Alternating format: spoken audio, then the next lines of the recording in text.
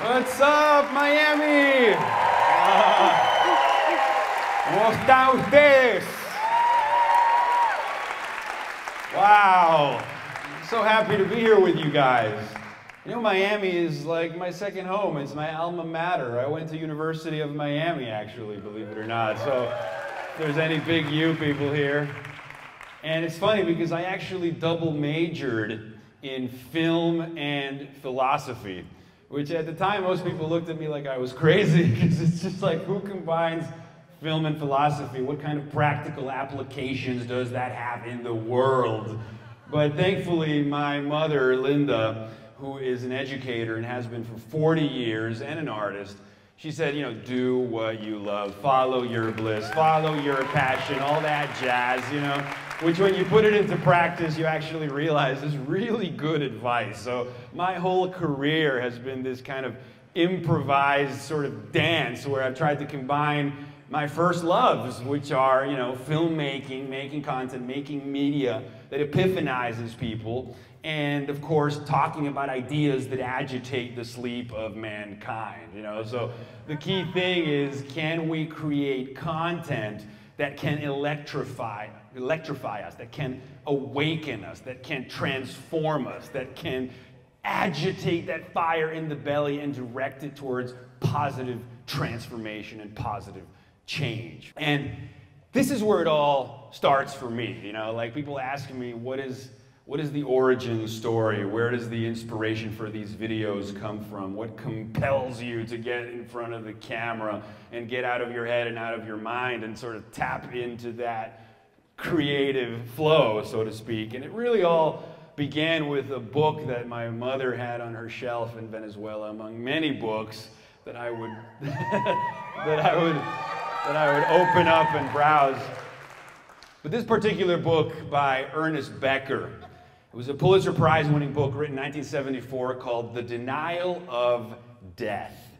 And The Denial of Death was a book that basically distilled the human condition, right? It got to the worm at the core, the source of our anxiety, the source of our existential angst, the source of our dread.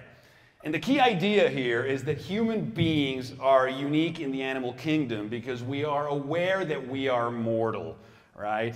Human beings cannot live with a continuous belief in something indestructible within himself, yet we are aware that we are mortal beings. I think it was a guy called Sheldon Solomon who said, to have emerged from nothing, to have a name, a consciousness of self, deep inner feeling, an excruciating inner yearning for life and self-expression, and yet with all this, yet to die.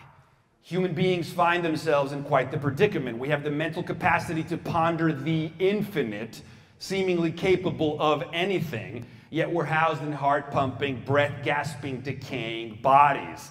So we are simultaneously gods and worms.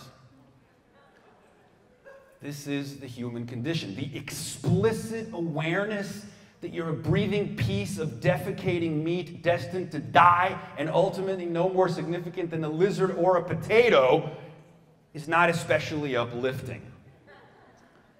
And not to start off things with an existential bummer, but this is the worm at the core. And when I read this book, it shook me because it seemed to give voice to that anxiety. It seemed to give voice to that fear of the abyss. And so, what do we do, right? How do we respond to the human conundrum? So Ernest Becker, basically in his book, chronicled 3 solutions. He called them the 3 solutions to the problem of death. And they make a whole lot of sense. The first solution to the problem of death, the way that we move beyond the paralysis trembling before the cosmos, the first solution to the problem of death is the religious solution. The religious solution provides a narrative that consoles us, right? There is God, there is heaven, there is an afterlife, there is an eternal soul. You follow the rules of this virtual reality game, and you will live forever in the kingdom of God. It's a great, abstract, symbolic solution. If you invest yourself fully in it, it seems to allay the existential dread. But not all of us are satiated by these kinds of opiates. Those of us that seek out, ask more questions, those of us that refuse easy answers, have eclipsed the capacity of the religious solution to the problem of death to solve our anxiety. And so if religion doesn't do it for us anymore, or for some of us anymore, then what does, right? What quells that faint disquiet? The second solution to the problem of death, I imagine many of you are very familiar with. It is the romantic solution to the problem of death.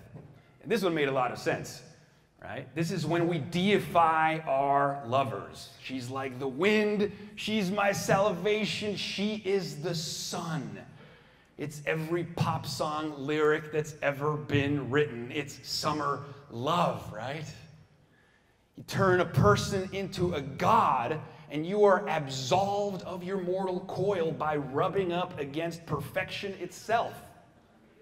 It works for a minute. Eternity, eternity, nothing is real that is not eternal, wrote Miguel de Unamuno in Tragic Sense of Life. When in love, we enter this holy halo. And for that moment, for that honeymoon phase, we are commingling with each other nakedly as gods outside of time, temporarily moving out of the people mover that's carrying everyone else towards death. So we are freed from the tyranny of time and we enter a pop song with someone else. And believe me, that is a wonderful high.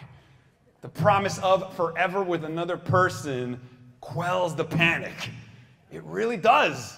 The entire romantic comedy industry can testify to the facts. I mean, you watch a movie like Love Actually, or Vanilla Sky, or Breakfast at Tiffany's. You listen to the melodies of the movies that we love, and you get the goosebumps, and you feel like I am saved. As long as I'm inside this melody, inside this scene, death cannot touch me. Time cannot kill me. But what happens? No relationship can bear the burden of godhood. Eventually, our gods reveal their clay feet. Those clay feet mirror our own entropic processes back to us. The inevitability of love's aging is intolerable to those of us who have invested ourselves completely in the idea of romantic love as salvation. Love is ultimately a religious problem. And in the end, as much as I keep going back like a hamster, going back to the drug, it will not satiate us. So what is the third solution to the problem of death? And I ping-pong between number 2 and number 3, by the way. The third solution to the problem of death is the creative solution to the problem of death. And this is where we have truly excelled. Right? The creative solution to the problem of death is to respond to this anxiety with creativity. It's to respond to this anxiety with a willingness to overcome boundaries and transcend our limitations. That is the human story.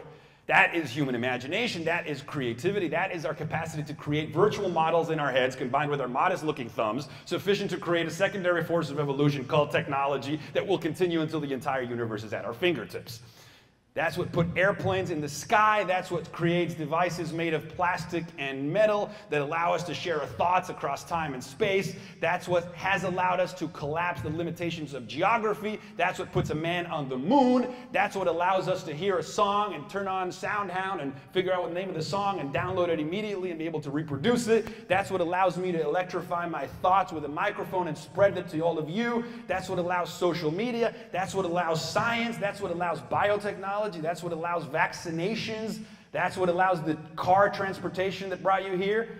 I mean, it is our creativity that has doubled the human lifespan. It is our creativity that engenders technological miracles that astound on a daily basis. Today, 100,000 aircraft took off and landed with perfect precision. Machines with 1 million moving parts that fly us across the sky with more safety than any other form of transportation. Ernest Becker says that both the neurotic and the artist bite off more than they can chew. They're both hypersensitive and open. They're both overwhelmed by the world. But the difference is that the neurotic is precisely the one who cannot create. And so he chokes on his introversions. Whereas the artist, he takes in the world, he's overwhelmed by it, but he turns it into an active work project, right? He turns it into a challenge to be seized. I remember the psychologist Jordan Peterson once said that human beings become activated when they have a noble aim, right? When they have a goal, right, at the end of the rainbow that they're moving towards. They organize their lives in a way that they can move towards that noble aim, never quite attaining it because then the game is over, right? But always moving slowly towards it. It infuses our lives with meaning. It energizes us to come up with creative ways to attain our goals. This is what I think has sustained humanity, right?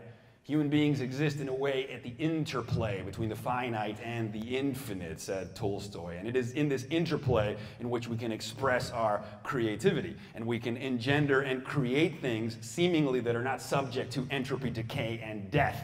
We create transcendent art, right? And why do we gawk at art? And I remember Jordan Peterson also was saying, he says, because the transcendent shines through the masses in partially articulated form, right? Through art, the divine beams forth. And this makes a lot of sense. So whether it's our art, our technology, and our creativity, it is probably the healthiest response to the human conundrum. So I think this stuff is really interesting because I think talking about our situation is a sort of an honest dialogue with ourselves that we need to have on a regular basis rather than sweeping it under the rug, right? And this is what compels me to make these videos, to start these conversations. So to kind of start this off, I want to load up the first video, number 1, which kind of sums up the human condition as I see it. So let's play the first video. All is temporary. Even our greatest ecstasies are tinged by a bit of darkness. This moment will pass. This moment will end. I may have lost her. I may have lost this moment. But now I have this piece of content that I can always go back to remind me of the intensity of that. I will not just like forget this. I will not forget you. For me, a life well lived is a life that is not about victories or losses, but about a continuous process of growth, a continuous process of adventure, curiosity, and awe. One in which you don't go quietly into that good night at the end of the race, but instead you rage and rage and rage against the dying of the light. As Ellen Harrington said, we must never forget we are cosmic revolutionaries, not stooges conscripted to advance a natural order that kills everyone. Having invented the gods, we can turn into them. So, thanks. It kind of sets up the existential bummer. This kind of unique awareness that even our greatest ecstasies are tinged by a bit of sadness. Ugh. You know, I used to feel that when I was a little kid. I'd go to the toy store, usually in Miami, and I'd walk in and I'd get anxiety over the fact that I'd have to walk out after a finite amount of time. I used to tell my mom, can I stay in the toy store forever time? I was aware of sort of the tyranny of transience. Ephemerality haunted my dreams. Pause, thanks. And so this was something I sort of had to deal with as a child. You know, I remember asking my parents, well, does that mean you guys are going to get old one day? Does that mean I'm going to lose you guys one day? I mean, I found it intolerable. And I guess I mean, you've seen it in my videos. I sort of sought out medicine, opiates, answers, intellectual neurostorms, right, of intense intellectual pleasure. Ideas that would energize me, solutions to our situation. So I became a polymath. I read every book. I stumbled upon every idea, you know. And of course, I went through a materialist phase. I think the consumerist society that we live in today, while producing amazing goods and services, no doubt, fails to address the fact that you can't buy your way out of existential despair. You know, it's proven actually that the more you buy, the emptier you feel, ironically. And so we've created this kind of multi-trillion-dollar economy to sell ourselves things to temporarily absolve us of our dread, knowing full well that that's a finite thing, that hedonic adaptation, which is part of our neurochemistry, will eventually kick in, that anything that's always around is invisible, that things stop giving us pleasure after repeated exposure, so things don't work. Buying things won't fix it. It'll make our lives maybe more comfortable, a more comfortable bed to sleep in, a beautiful car, whatever it may be, but it doesn't solve the problem of mental health. It doesn't solve the problem of happiness. And we see the evidence in the fact that we live in the most wealthy society in the history of the world. People have more of what they need than any other time in human history. Violence across the planet is down. We've never lived in such an abundant world, and yet the incidences of anxiety and depression are epidemic. I read a statistic from the United Nations that said 800,000 people a year now are committing suicide. That is a larger amount of people than die from armed conflicts and natural disasters combined. So, you know, you worry about like hurricanes and people dying, you know? You worry about armed conflict. Yeah, horrible things. The biggest danger is suicide to yourself. More people kill themselves per year, 800,000, than die from armed conflicts and natural disasters combined. That's according to the United Nations. So holy shit, like what is going on, all right? And so to try to answer this, both for my own incessant ruminations, but also to address something that has become epidemic and systemic in the world, it was like, okay, well, let's like figure this out. So some psychologists are now saying, of course, that we get more satisfaction from experiences than from things. You know, don't buy, you know, buy experiences, not things. Experiences, not things. And so that's kind of cool, okay? So I thought, okay, first let's do, and this is kind of like the story arc of my remarks today. Let's start out with a video that establishes why we are so unhappy. My own attempt to figure this out. And then we'll go through, because there is good news at the end of the tunnel, then we'll go through some of the solutions that I have found to render our lives holy acts indeed. So, next video, please.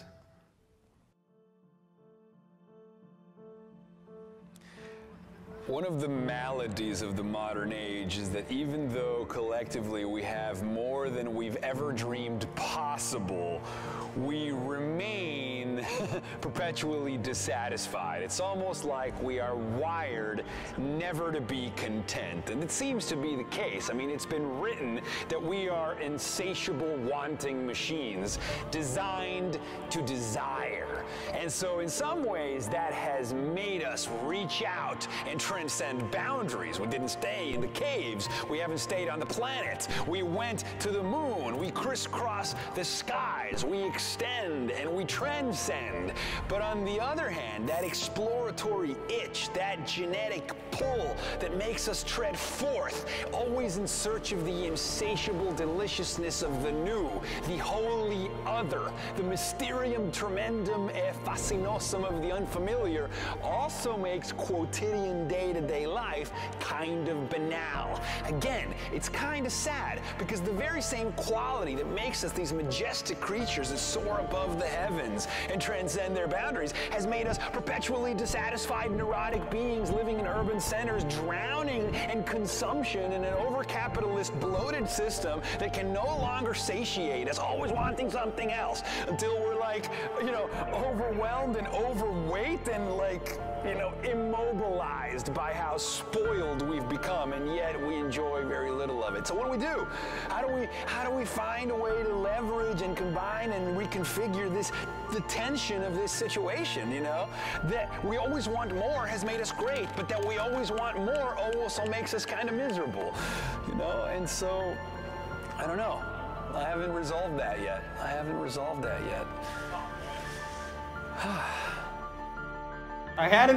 that when I shot that video, but you can feel the you can feel the suffering, you can feel the frustration. And, it seems self-evident, but there was like, okay, things aren't cutting it. We are miserable a lot of the time, and yet we have so much, so what gives? So maybe the solution is actually mental, to steward the contents of consciousness, to learn to mediate internal mental states. And so this is how I discovered flow. So there's an organization called the Flow Genome Project. Take notes of this. They just published a book recently called Stealing Fire, which of course references the Promethean spirit of stealing fire from the gods and figuring out how to hack ourselves and upgrade our cognitive apparatus and basically bliss ourselves out.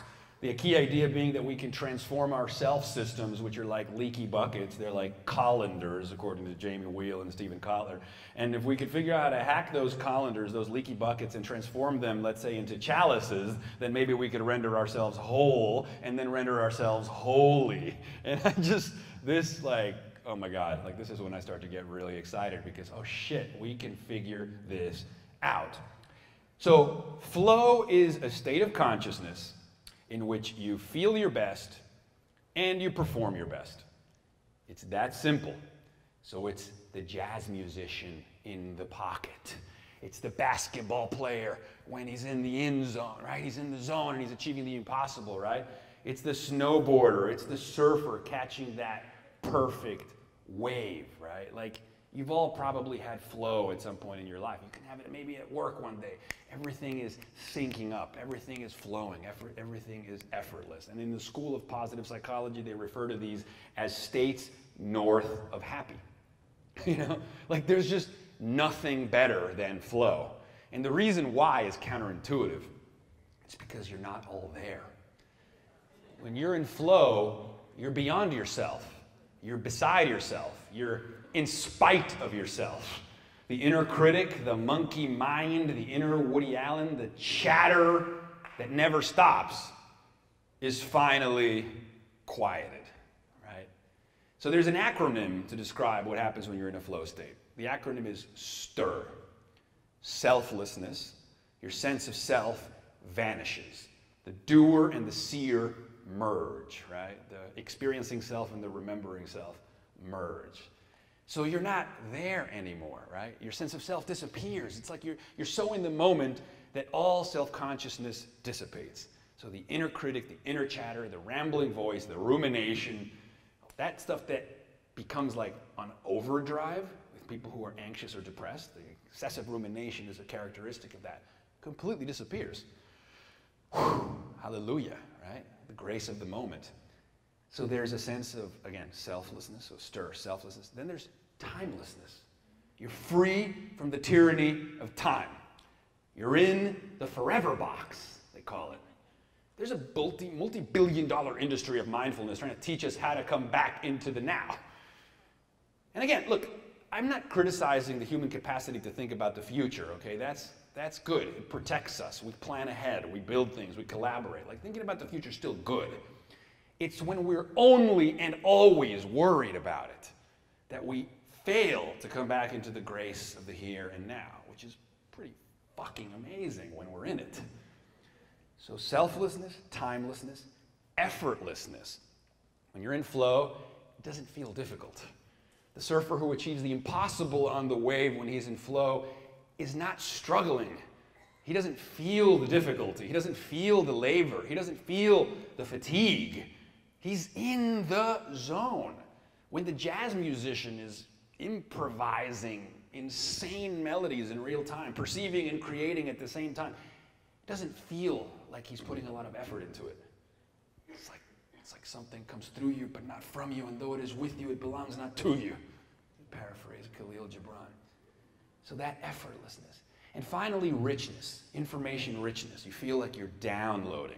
You have access to more information. Because when you're in flow, you get a boost of dopamine. Dopamine increases pattern recognition, and increases lateral thinking, and increases associational thinking. And it heightens your perception of the moment. Right?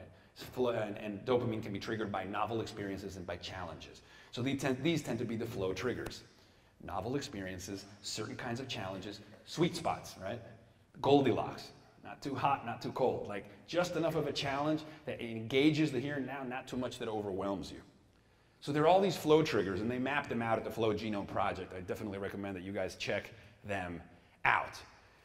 But as it turns out, when we're in flow, again, we feel our best, we're blissed out, we're in the moment, we're free of the monkey mind, time fails to exist, we live forever now. So it ticks all the boxes of the human conundrum. But finally, our performance levels go through the roof.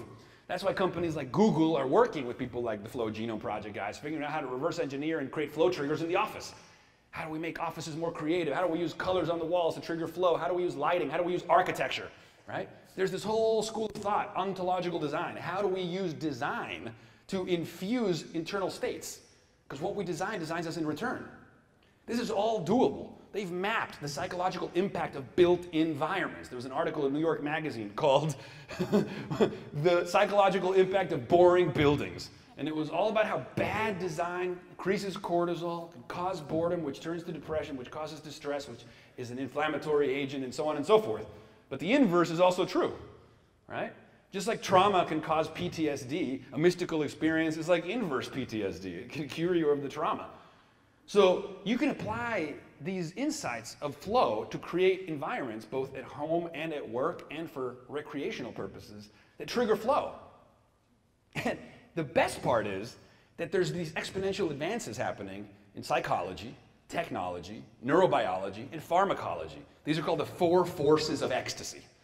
Psychology, technology, neurobiology, and pharmacology. So psychology is just knowing these insights, knowing these triggers, having these insights into human condition, how we respond to certain situations, spaces, people, so on and so forth.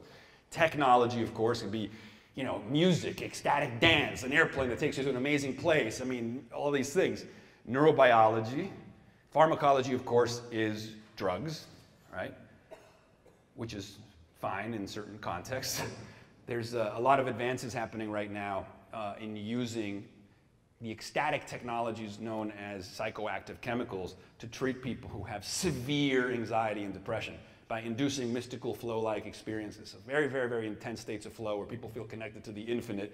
And in just a few sessions, even treatment-resistant PTSD can be cured.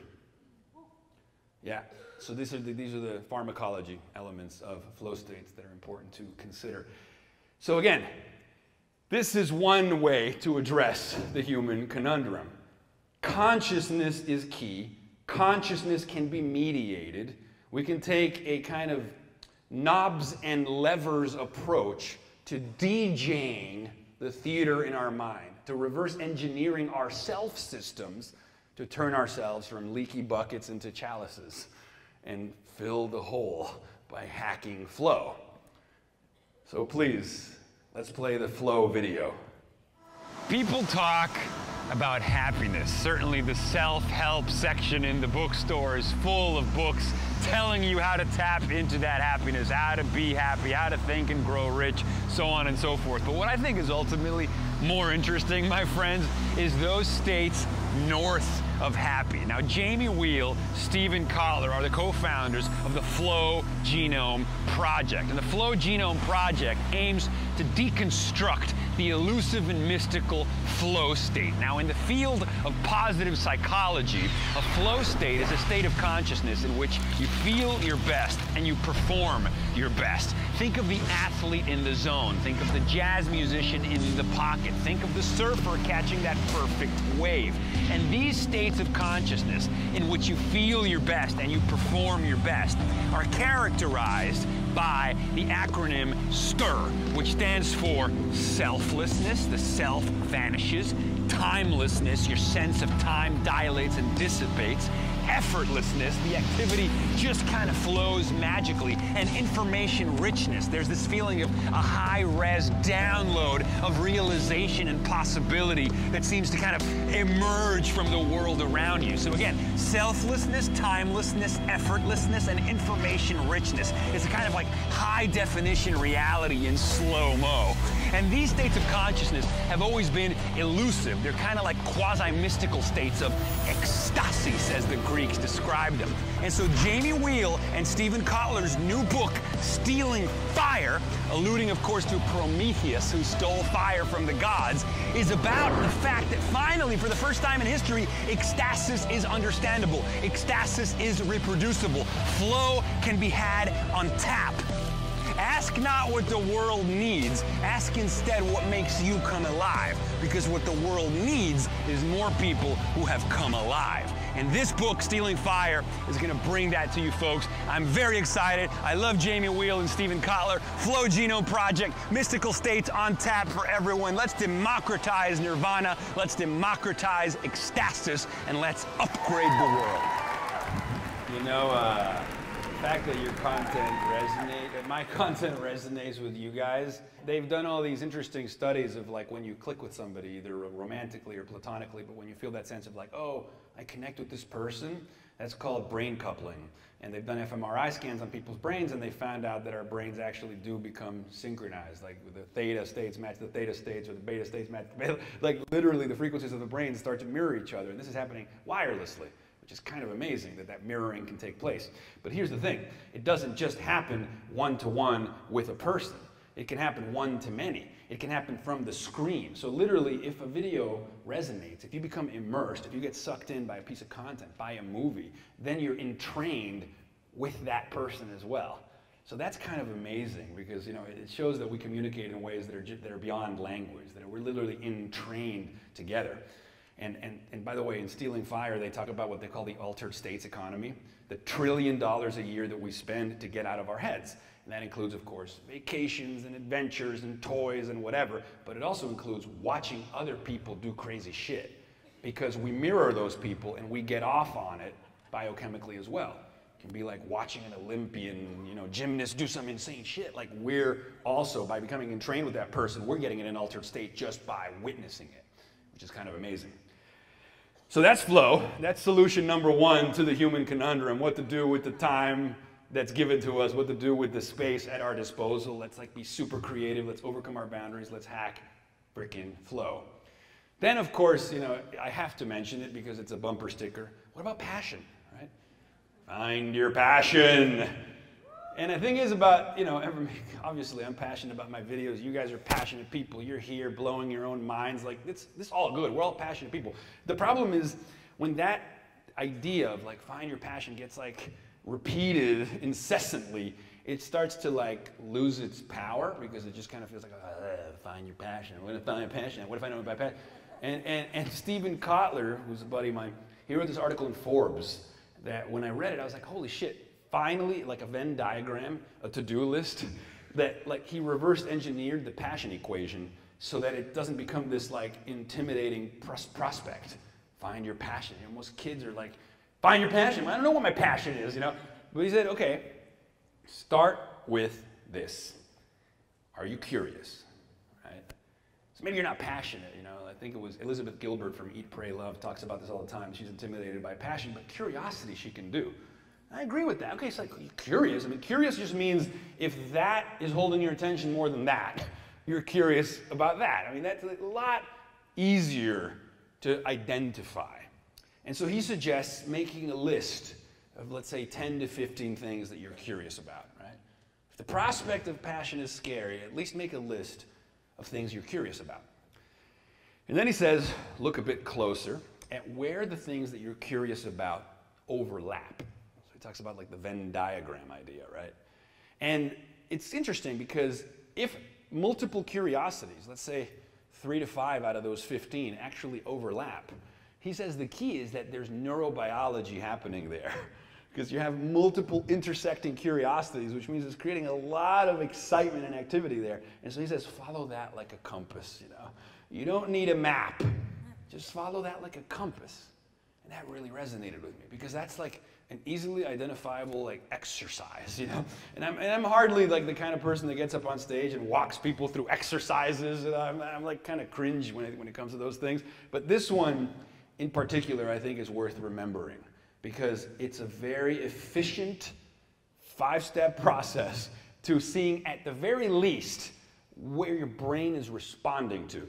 And where those curiosities intersect at least leads the way, points the way. And so I'm repeating myself a little bit, but I think this is kind of one of those takeaway messages. So this next video is precisely about that. It's about the passion equation. Please show the next video.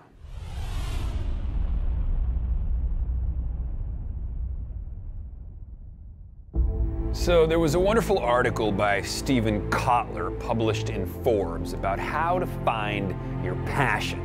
It's a question we ask ourselves every single day. We've all been told that a life of passion is a life that means something. But how do we identify our passions? It's not always easy.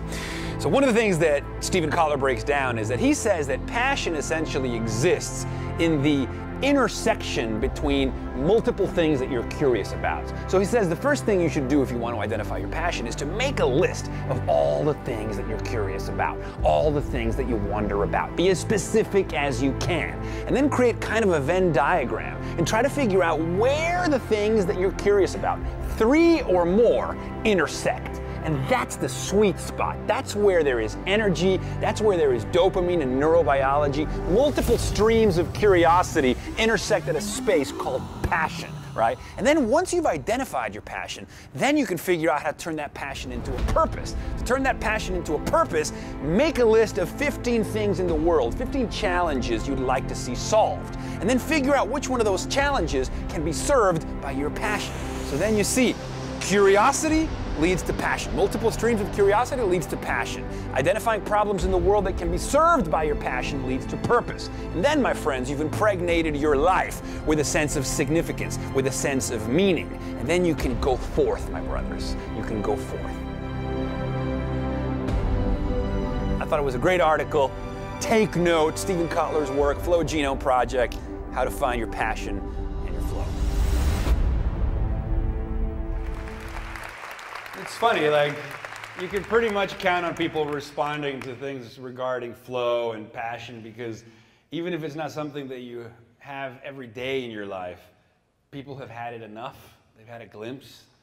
They know that one time when they were in flow and they're like, oh, I want some more of that, you know?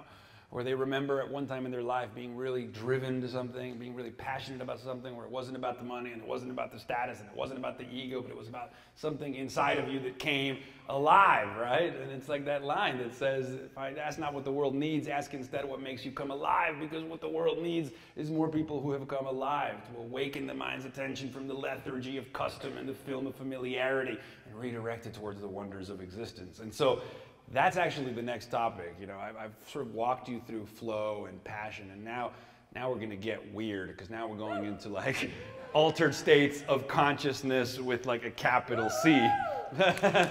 The italicization of perception, right? The virginal noticing of the sensate world. So I call my videos shots of awe. Carl Sagan famously wrote the book Contact, and you guys remember Contact, the movie with Jodie Foster? Yeah. And he described the Jodie Foster character in the novel and then in the movie as a wonder junkie. And that's a very powerful phrase, like a wonder junkie, like somebody who's like addicted to cosmic wonder, somebody who gazes upon the cosmos and basks in wonderment, drunk on wonder. And I identify with this feeling very, very strongly, and I'm trying to figure out, like, how in the freaking hell do I make myself feel that way on tap?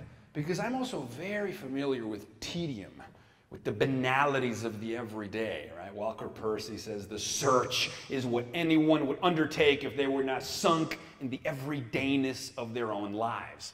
To become aware of the possibility of the search is to be on to something, and not to be on to something is to be in despair. Like, we all know that feeling. So I start thinking, you know, my mom used to have all these bumper stickers on the wall and all these quotes written on the wall of the classroom, and they were great. You know, there was like that Blake one that says, to see the world in a grain of sand and heaven in a wild flower, hold infinity in the palm of your hand and eternity in an hour. I became fascinated by the Romantic poets, because it seemed to me that what they were doing is they were inducing frenzied states of consciousness. They were inducing rhapsodic states of being, and then they were transcribing them. So their quotes, their words became evidence of a transcendent realm, of a Platonic ideal. And Michael Pollan, who you probably know, is a wonderful author, he wrote a book called The Botany of Desire, and he had a chapter in that book about cannabis. And of course, marijuana has become legal now in California, so it's not really that controversial to talk about the fact that cannabis has a unique capacity to focus attention in the here and now. Michael Pollan describes it as a virginal noticing of the sensate world, right? That moves us beyond the been-theres and done-thats of the adult mind, right? And instead towards a childlike noticing of the world. After all, what is banality and boredom except techniques that the educated mind employs against experience so that it can get through the day without being continually exhaustingly astonished? We put filters on top of our perceptions so that we're not overwhelmed, right? But once in a while, we want to cleanse those doors of perception. Maybe not all the time. We got to be able to like cross the street without getting run over. But we've got to create spaces for contemplative practices that cleanse our lenses of perception. Because we have these lenses, and we see with our lenses, and we see through our lenses, but we don't always see the lenses themselves. And so in order to sometimes get out of ourselves and see those lenses and move those lenses aside and experience what Timothy Leary calls experiencing afresh the hardly bearable ecstasy of direct experience exploding on our nerve endings. Like, that's what we want. Exhilarating neurostorms of intense intellectual pleasure, and it all begins and ends with attention.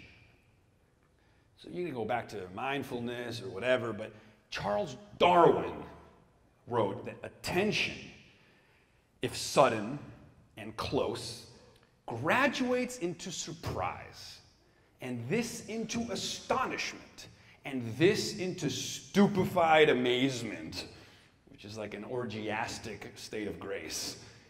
So it's all about attention. But that's really fucking hard today. We have an infinite amount of signals competing for our attention. We live in a fragmented age where we pretend to be multitaskers when we know from neuroscience that multitasking is actually impossible. So all that you actually do is switch rapidly between tasks and perform worse in multiple tasks. But the problem with that is that the price of efficiency is that we're less present and we're less able to experience the deep, focused, immersive attention that can induce that state of grace and astonishment. I think it was Henry Miller who said even a blade of grass, if you give it your full attention, if you look at it through a microscope, it is a cosmos, right? But to luxuriate in marveling at a blade of grass isn't efficient. You know what I mean? Like, get back to work. What are you doing staring at the grass like a moron? But like, we need that, man, you know? We want to marvel, we want to wonder. Not even a blade of grass. How about the freaking universe, right? I love going to Tulum because there's no light pollution there. You can walk on the beach, you can actually see all the stars. And then it's like you're reminded that you're like hanging off a planet. And there's this like ineffable, like, you're contemplating space and time on a scale just shy of the infinite. And you're like, oh my God. It's Ross Anderson is his name. He wrote an article about the Hubble Space Telescope. You guys know the Hubble Space Telescope? It's like literally a telescope that we put into orbit. Okay? And it's like, okay, just remember, like, human beings, right? The naked animals that crawl the surface of the earth, the little monkeys without hair. We put a goddamn optic nerve in orbit that allows us to mainline space and time through the optic nerve. And he talks about how the images that the Hubble took of the deep field photograph, that's when it took a picture of, like, a little piece of, like, nothing, you know, away from the stars. Like, it was a dark nothing. And then they processed that, and it was like galaxies upon galaxies upon galaxies, and a little smidge of dark. And so he said that gazing upon the deep field was nothing less than an ontological awakening, a forceful reckoning with what is. Holy shit. He says, through the sheer aesthetic force of its discoveries, the Hubble distilled the complex abstractions of astrophysics into singular expressions of color and light, vindicating Keats' famous couplet, beauty is truth, truth is beauty. How's that for fixing the existential bummer, right? So this next video attempts to somehow transmute and induce what that rhapsodic state of heightened tension feels like.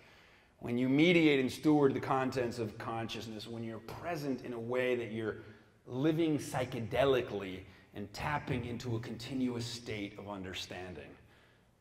Let's show the next video, please.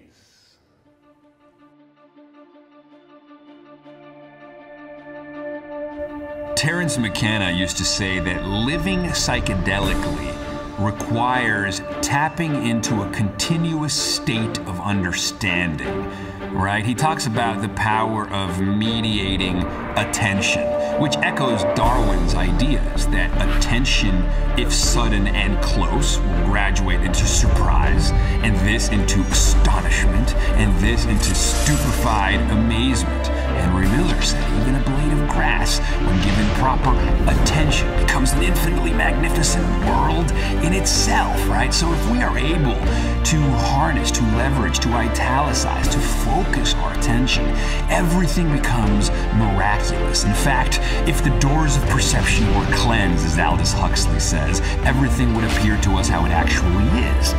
Infinite, right?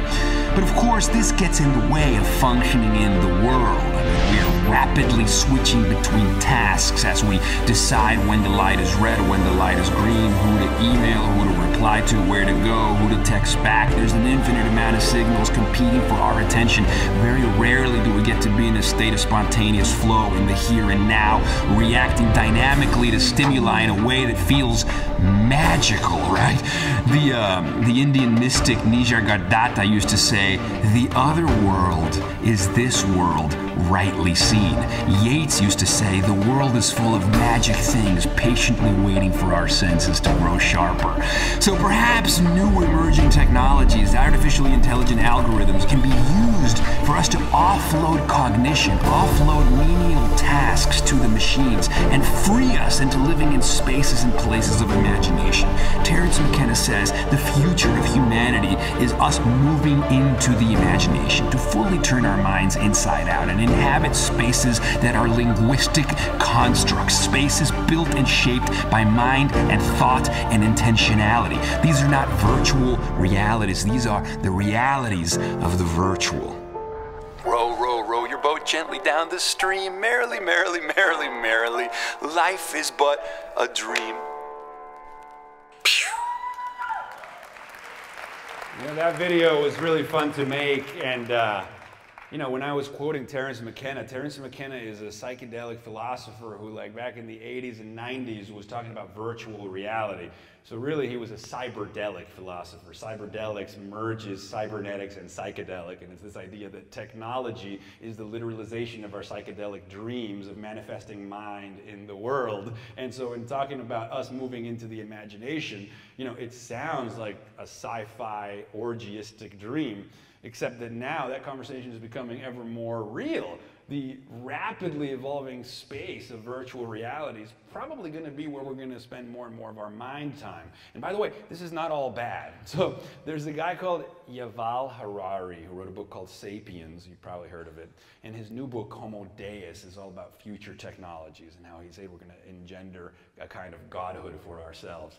But he wrote an article in The Guardian that was talking about how to create meaning in a world without work. Because one of the fears of our rapidly changing technological landscape, and one of the sources of our anxiety, besides, of course, the existential angst, is, you know, a lot of us fill our days with work and busyness, you know. And so when more of our jobs get taken over by the machines, it's not just, oh, how am I going to feed myself, but it's also, how am I going to fill the emptiness and the void? You know, not all of us are philosophically inclined. Some of us just want like a steady distraction. And what he says, which is really interesting, is he says, look, we're probably going to move into virtual realities. And the AIs and the advances in biotechnology and genetics are probably going to lead us into a world of abundance. We're probably going to have universal basic income. We already have the technology to take care of everyone on the planet. As soon as we get our act together, we'll apply that capacity. So we'll be fed, you know, we'll be sheltered. Like, that won't be an issue. The issue will be, how do we feel significant in the world? And so he says, we're going to live in virtual realities. And so people, oh, that's so artificial and fake. And then, first of all, these virtual reality environments are going to be indistinguishable from this world. I mean, it'll be like the Matrix, but not a prison. It'll be liberation. And I'll tell you why. We already have virtual realities. By consensus and agreement, they become real. So one virtual reality is your name. There's nothing objective in the world that says that your name is your name. I mean, that's a completely virtual reality that you're invested in, and you're so invested in it that it bleeds into the real. Geography, like the lines that separate countries, it's another virtual reality. Religion is another virtual reality, right? It has rules, you score points, and then you get to the next level. These are all virtual realities. But the thing is, yes, but they don't lack reality because they're real patterns of information. Just like dreams don't lack reality. They're real patterns of information. Once you invest yourself completely in a virtual reality, right? In a reality tunnel, you know, the suspension of disbelief, as they call it. It's like when you're watching a movie, you know it's a movie. You still experience it vicariously through the characters. You mirror and you model the characters. You experience a completely real experience under imaginary circumstances when you watch a film. It's like a living programmatic dream space. I mean, that already exists. So there's nothing fake about virtual realities. We have them all the time. We live inside of them all the time. The difference is that in this future, when we don't have to work anymore, the idea being we're going to plug into like Ready Player One type worlds, like fully immersive virtual worlds where each of us will be gods in the cosmos of our imagination. And how this will change human intimacy, right, is when it gets really exciting. So Terence McKenna will say something like, you know, right now if I want to be intimate with you, you know, I tell you that I love you, and maybe we get naked, and, you know, we put a nice music on, we look into each other's eyes, and we try to merge, right? But like, it's kind of awkward, you know, skin, you can't like get inside the other person fully, right? He says, okay, and so maybe you bring them into your room, you show them your books, you show them your paintings, you sing them a song. Like, these are ways of trying to communicate the contents of our minds to one another, to create intersubjective spaces. So he says in the future, you'll be able to invite somebody into your universe. Not just your room, not just your book, but inside your mind. Come visit my mind. And so the new forms of intersubjective intimacy between people will be of a fidelity that we cannot even begin to imagine. I mean, it'll be probably more beautiful and rhapsodic than the greatest painting you've ever experienced that gives you an insight into that artist's mind, or the greatest film you've ever seen that gives you an insight into that director's genius. I mean, we'll all be truly capable of creating spaces to share with one another of a fidelity that we cannot even begin to imagine. So that's just a side note about my mention of VR. Switching gears now, I want to talk about mystical experiences, because it's the fourth one, right? After flow, and after passion, and after learning to control attention, there's, you know, some traumas that need a bigger intervention, some existential conundrums that need a bigger jolt into the stomach. So right now there's these interesting studies happening at Johns Hopkins University. And they're basically taking people who have cancer diagnoses and who have developed what's called end-of-life anxiety. And by the way, who fucking wouldn't, right? You've just been told by a doctor that you're going to die sooner than you thought because you have cells that have rebelled and metastasized in your body. I mean, who wouldn't develop end-of-life anxiety, right? So they take these people and they bring them into a comfortable living room with a couple of psychologists and guides, and they give them psilocybin, which is the active ingredient in magic mushrooms. And magic mushrooms, a lot of free thinkers in this room. Magic mushrooms have been used for thousands of years in sacramental and ritualistic contexts because in a way, they're the most active placebos in the world, right? Like, if you create a space that feels sort of sacred and you bring that kind of intention into the room, and then you take that, trust me, you will get what you look for. But it turns out that putting these people in these controlled environments with two psychologists and guides, walking them through what to expect, has a reliable record now of inducing mystical experiences. And again, a mystical experience is like inverse PTSD. So what's interesting about it is it's characterized by feelings of ineffability. It's an experience of such radiance that you can't put it into language, or you feel like language doesn't do it justice. There's a feeling of transcendence of time and space. There's a feeling of connection among all things, so the boundaries between self and world dissipate. There's a sense of cosmic mood lifting. There's a sense of grace.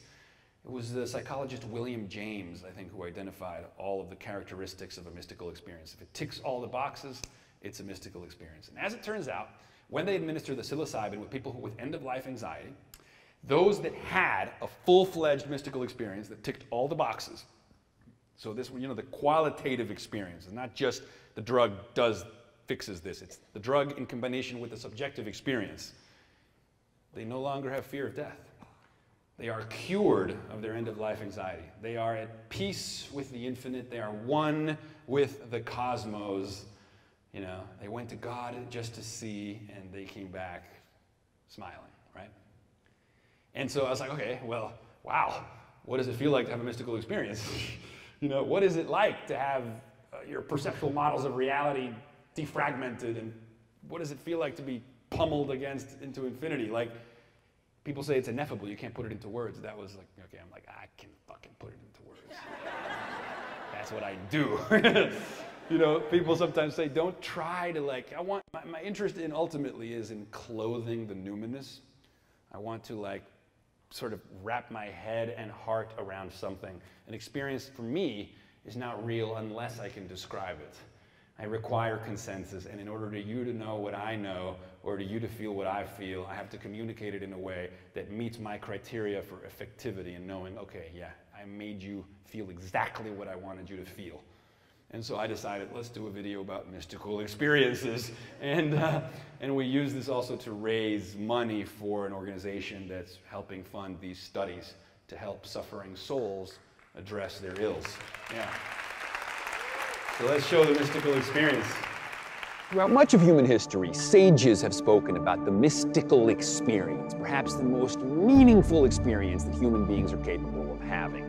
The mystical experience is an encounter with the transcendent, right? It's an encounter with the numinous, what Otto Rank described as the mysterium tremendum e fascinosum of reality, when the doors of perception are cleansed. And the mystical experience has some characteristics, some persistent hallmarks that always show up, no matter the culture or worldview and belief system of whoever is having it. So there's these common attributes that show up with mystical experiences, and they are the following. The mystical experience is characterized by feelings of cosmic unity, feelings of oneness with everything, feelings of interconnection. The mystical experience is characterized by feelings of transcendence of time and of space.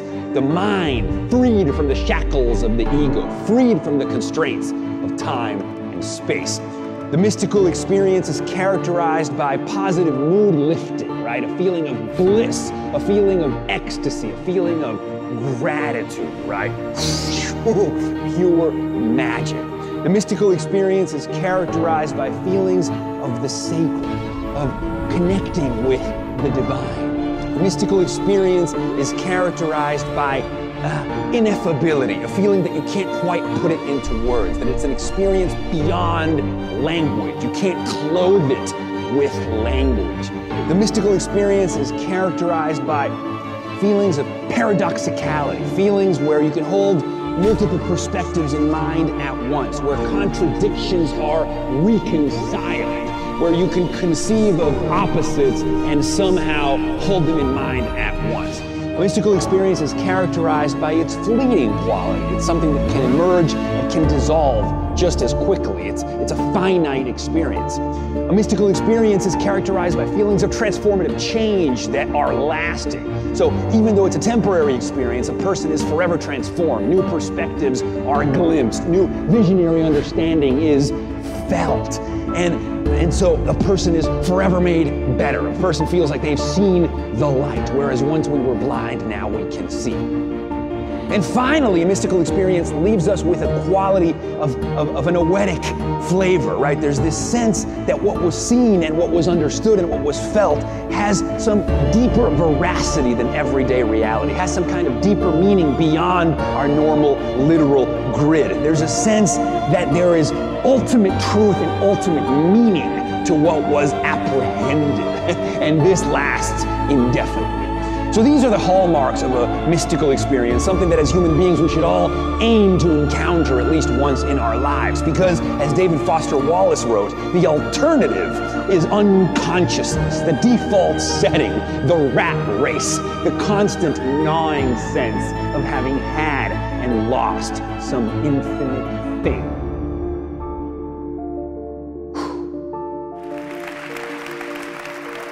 Thank you. So,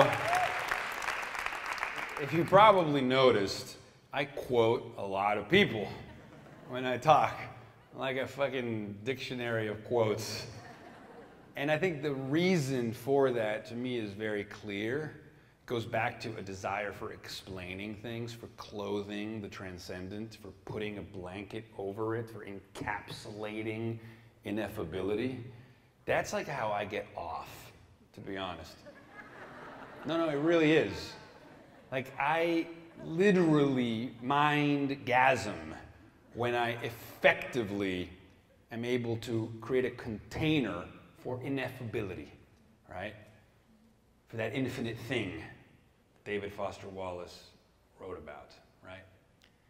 Because again, the alternative is unconsciousness, the default setting, the rat race, the constant gnawing sense, and it is gnawing, eating at you inside, the constant gnawing sense of having had and lost some infinite thing. What is this infinite thing? This infinite thing is awe. Psychologists out of Stanford, Berkeley, other places describe awe as an experience of such perceptual expansion, all right, perceptual expansion, that your mental models of the world, because that's what our brains do. They're predicting machines. They make models of the world. They make inferences about reality, and that's how we work. Right? Our mental models of the world have to reaccommodate themselves, right? To take in, to assimilate what has just transpired. And that can be maybe seeing the Grand Canyon for the first time, watching planet Earth while stoned out of your mind, the birth of a child, seeing some of the sculptures at dawn. Like, you know, sometimes watching airplanes taking off just kind of does it to me too. So by having to accommodate ourselves to what we're seeing, right, we experience this exhilaration, right? We're cracked open and the light gets in. It's also called opiated adjacency. And as it turns out, this transitory enchanted moment, we hold our breath, as F. Scott Fitzgerald said, compelled into an aesthetic contemplation, face to face with something commensurate to our capacity for wonder, right? Feels really fucking good. Flaubert said, human speech is but a cracked kettle on which we tap crude rhythms while we long to make music that will melt the stars. Right? How to fucking bottle that experience? So pretty much every video is an attempt to give you a little taste, a little micro dose. But I recently decided, you know what? I'm just going to put on the screen those images that have done it to me. So I decided to pay homage to, thank you, to those filmmakers that are the original gods as far as I'm concerned, right? Cinema is truth 24 times per second. The temple of the movie theater as far as I'm concerned. I don't like the movie theaters where they give you food and this and that. You're not in your fucking living room, you're in church. Come and sit in the darkness, turn off your fucking phone, and let the light come in. But anyway, so I wanted to honor those that have created, that have burned the images on my retina, that have shown me the light, that have shown me what awe is, that have shown me that infinite thing, that have made me bow down before the cinema gods. Particularly, I mean, I love romantic films too, don't get me wrong. I love a good cry. But metaphysical science fiction, right? We're talking like 2001: A Space Odyssey. We're talking Inception. Give a little Interstellar, maybe. You know, Danny Boyle's Sunshine, which is what this one is mostly about. 2001: A Space Odyssey, Vanilla Sky. I mean, there's a bunch. We need more of these kinds of films. For me, they are Godhead. And so I'm really excited about this next video in honor of those movies and those musical scores that so effectively jolt us out of our stupor and show us the divine. So please show the last video and make sure it's nice and loud.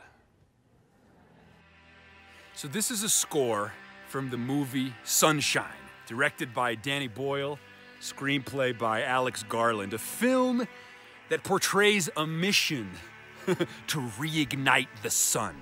The sun is dying, and humanity's last hope is a ship that's gonna deploy 10,000 nuclear bombs to reignite the sun. I mean, what a plot. And the music, the score, perhaps more than anything else, is the soul of the film, for it manages to render an ineffable feeling, which is to come face to face with God himself, right? All the human stories, all the religious myths, all the origin tales of the Son of God, so to speak, well, referred to the sun. In ancient pagan religions, the sun was God. All of life comes from it. It is, you know, the atoms that were cooked in the furnaces of dying stars that created everything. And so for human beings to come face to face with that in the observation deck in the movie Sunshine impregnates the plot with a metaphysical and religious flavor and tone. You can't help but get caught up in larger questions about what it means to be sentient, questions about the human spirit, questions about our capacity to come together and overcome the greatest hurdles. Wow. Only dream I ever have is the surface of the sun, says one of the characters, as the incandescent light bulb of creation burns itself in their retina. Oh my God.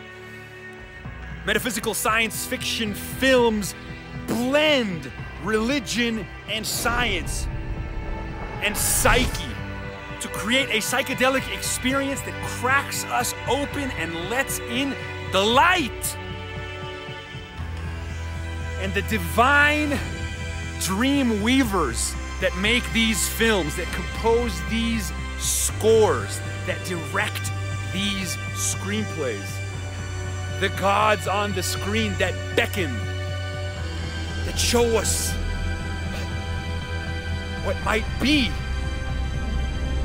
We know what we are, said Shakespeare. We know not who we might be.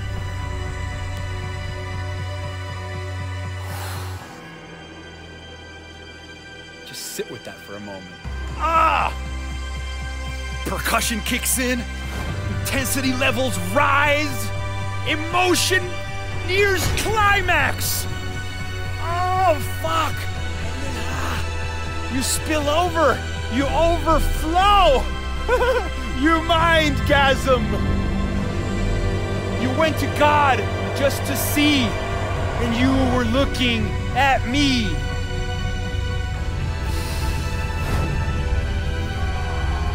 The raptures radiate. You sing the songs that orchestrate the universe.